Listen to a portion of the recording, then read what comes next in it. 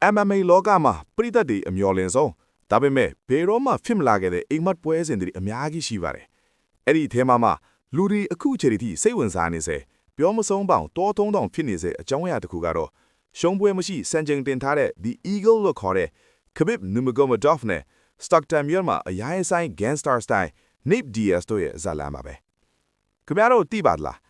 UFC အနေနဲ့ဒီပွဲဖြစ်မြောက်ဖို့အတွက်Khabib ဘက်ကနေ Nate Diaz ကို3ချိန်တိုင်ကမ်းလှမ်းခဲ့ပူပါတယ်။ဒါပေမဲ့3ချိန်စလုံး Nate Diaz ဘက်ကညှင်းပယ်ခဲ့ပါတယ်။ဘာကြောင့်လဲငွေကြေးကြောင့်လားကြောက်လို့လားဒါမှမဟုတ်တခြားအကြောင်းပြချက်တွေရှိနေမလားပြီးတော့ This is not boxing this is MMA ဆိုရဲKhabib ရဲ့နာမည်ကြီးစကွန်းကဘလို့အချီနီမျိုးမှာထွက်ပေါ်လာခဲ့တာလ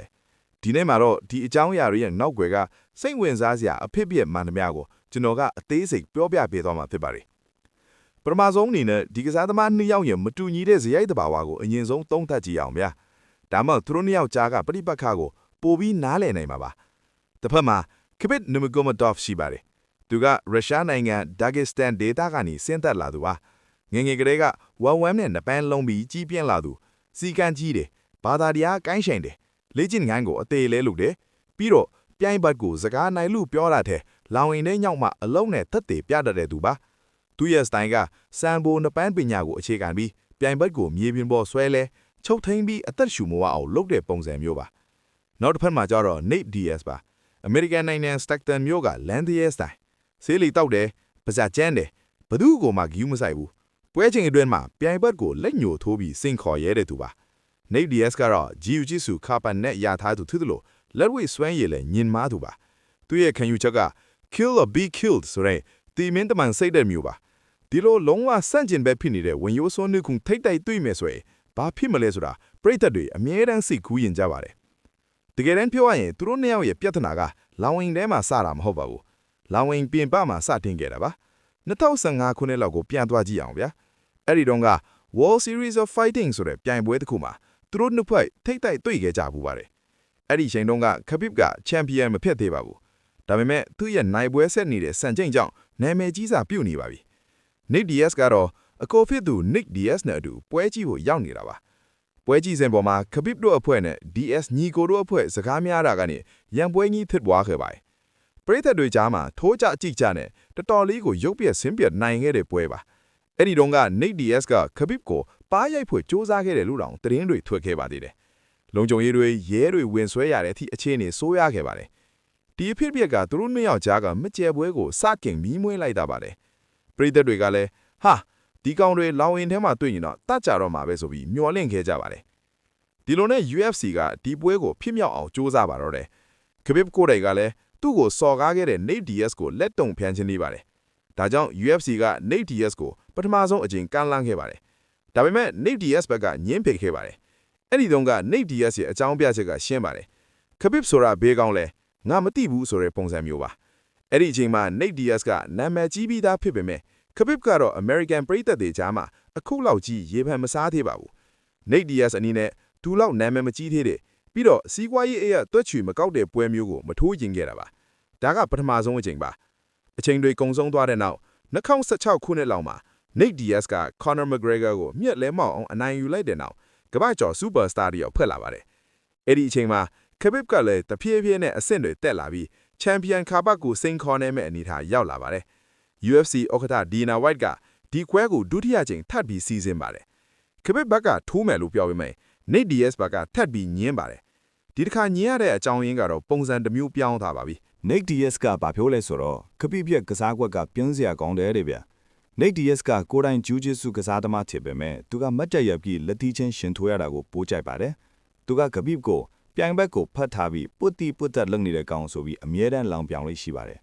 Khabib ရဲ့နပန်းစွမ်းရည်ကို Nate Diaz ကအတိအမှတ်မဖြိုတာမဟုတ်ပါဘူးဒါပေမဲ့အဲ့ဒီပုံစံနဲ့ကစားတာဟာတကယ်တိုက်ခိုက်ရေးမဟုတ်ဘူးလို့ Nate Diaz ကယုံထီနေတာပါ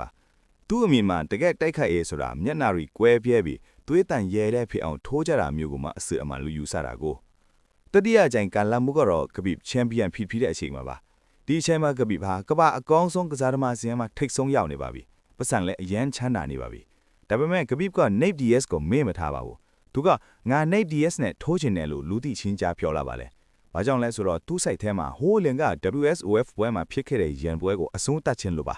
ဒါပေမဲ့ဒီတစ်ခါမှလည်း Nate Diaz ကညင်းပယ်ခဲ့ပြန်ပါတယ် Nate Diaz ရဲ့အကြောင်းပြချက်ကတော့ UFC ကသူ့ကိုပတ်စံလုံလောက်အောင်မပေးဘူးဆိုတဲ့အချက်ရဲ့ကဘိဘ်ကသူ့ကိုမြေပြင်ပေါ်ဆွဲလဲပြီးအချိန်ဖြုံးနေမှာကိုမလိုလားတာရဲ့အကြောင်းထိပ်ပါတယ် Nate Diaz ကအင်တာဗျူးတစ်ခုမှာပြောဖို့ပါတယ်ကဘိဘ်ကငါ့ကိုကြောက်လို့လောင်ကိန်းထဲမှာကိုက်ပေါက်ပြီးဖြီထားလိမ့်မယ်အဲ့ဒါကငါ့အတွက်တော့အလုံးမဟုတ်ဘူးဆိုပြီးပြောခဲ့ပါတယ်ဒီနေရာမှာကဘိဘ်ရဲ့နာမည်ကြီး quote တစ်ခုဖြစ်တဲ့ This is not boxing this is MMA ဆိုတာထွန်းလာတာပါသတင်းတောက်တွေကကဘိဘ်ကိုမြည်ကြပါတယ် Nate Diaz ကခမရရဲ့ကစားကွန်ကိုပြင်းစရာကောင်းတယ်နှစ်ပန်းပဲလုံးနေတယ်လို့ပြောနေတယ်ခမရဘယ်လိုမြင်လဲပေါ့အဲ့ဒီမှာကဘိဘ်ကပြက်ပြက်သားသားပဲတွန့်ပြန်ပါတယ်နားထောင်စမ်းပါဒါက boxing ပွဲမဟုတ်ဘူးဒါက MMA ကွာမင်းကငါ့ကိုနှစ်ပန်းမလုံးနဲ့မချုပ်နဲ့လို့ပြောရအောင်ဒါက boxing မှမဟုတ်တာအကယ်၍မင်းက boxing ပဲထိုးခင်နေဆိုရင် boxing လောကကိုတွားလိုက်လေဘာလို့ MMA လောင်ကိန်းနဲ့လာနေသေးလဲငါကမင်းကိုဆွဲလဲမယ်မင်းရဲ့မျက်နှာကိုထုမယ်မင်းကိုအရှုံးပိတ်အောင်လုပ်မယ်ဒါကငါအလုပ်ပဲမင်းကငါ့ကိုမတားဆီးနိုင်ဘူးဆိုရင်အဲ့ဒါမင်းရဲ့အားနဲ့ချက်ပဲလို့ကဘိဘ်ကတွန့်ပြန်နေပါတယ်တကယ်တော့ဒီစကားက MMA ရဲ့အနှစ်သာရကိုအတိအကျဖော်ပြရပါ MMA ဆိုတာကိုကန်ပညာပေါင်းစုံတိုင်းပြိုင်ပွဲပါမတက်ရက်ပြီးထိုးတတ်တာတခုတည်းမဟုတ်ပါဘူးမြေပြင်ထိုးတတ်မှုချုပ်ကွက်နှစ်ပန်းအားလုံးပါဝင်ပါတယ်ကဘိဘ်ရဲ့သဘောထားကတော့ရှင်းပါတယ်မင်းကတကယ်တိုက်ခိုက်ရေးသမားဆိုရင်ဘလို့အခြေအနေမှမဆိုရှင်းတတ်နိုင်ရမယ်ငါကမင်းကိုဆွဲလဲလိုက်လို့မင်းကဖြတ်မထားနိုင်ဘူးဆိုရင်အဲ့ဒါငါအဖြစ်မဟုတ်ဘူးမင်းရဲ့ညံ့ဖျင်းမှုပဲဆိုတဲ့သဘောပါတယ်ဒါပေမဲ့ Nate Diaz ဘက်ကကြည့်မယ်ဆိုရင်လည်းသူမှသူ့အကြောင်းဖြတ်ခြင်းနဲ့သူရှိနေပါတယ် Nate Diaz ကဖြောပြေးရေးကိုဦးစားပေးတဲ့သူပါပရိသတ်တွေအော်ဟစ်အားပေးမဲ့သွေးထွက်တန်းရဲ့ပွဲချမ်းတွေကိုဖန်တီးခြင်းသူပါကပိဘလိုပြန်ပတ်မျိုးနဲ့တွေ့ရင်သူ့ရဲ့အားသာချက်ဖြစ်တဲ့ boxing စွမ်းရည်ကိုထုတ်ပြခွင့်မရဘဲပွဲချိန်အများစုကမြေပြင်ပေါ်မှာပဲကုံဆုံးသွားမှာကိုသူသိပါတယ်ဒါကသူ့ရဲ့ gangster image ကိုထိခိုက်စေနိုင်တယ်လို့ပရိသတ်တွေအတွက်လည်းပြင်းစရာကောင်းသွားနိုင်တယ်လို့သူကယူဆတာကိုစိတ်ဝင်စားစရာကောင်းတာတစ်ချက်ကတော့ကပိဖာသူကစားသမားဘောအရှောက်လုံးမှာငွေရည်တဲ့ဂုံးတိတ်ခါလဲအမွေအနှစ် legacy ကိုပူပြီးတန်ဖိုးထားခဲ့သူပါသူက Nate Diaz ကို3ချိန်ကမ်းလှမ်းခဲ့တာဟာပတ်စံလိုချင်လို့မဟုတ်ပါဘူးအဓိကကသူ့ကိုစော်ကားခဲ့ဘူးလေသူကိုလောင်ကိန်းထဲမှာသင်ခန်းစာပေးခြင်းလို့ပါဒါပေမဲ့ Nate Diaz ကတော့ငါကပတ်စံရမှထူးမယ်ပြီးတော့ငါကြိုက်တဲ့ပုံစံမျိုးလာထူးမှလက်ခံမယ်ဆိုတဲ့စီးပွားရေးဆန်ဆန်လမ်းစီရေးဆန်ဆန်တွေးခေါ်မှုမျိုးနဲ့တုံ့ပြန်ခဲ့တာကြောင့်ဒီပွဲကဘယ်တော့မှဖြစ်မလာခဲ့တာပါ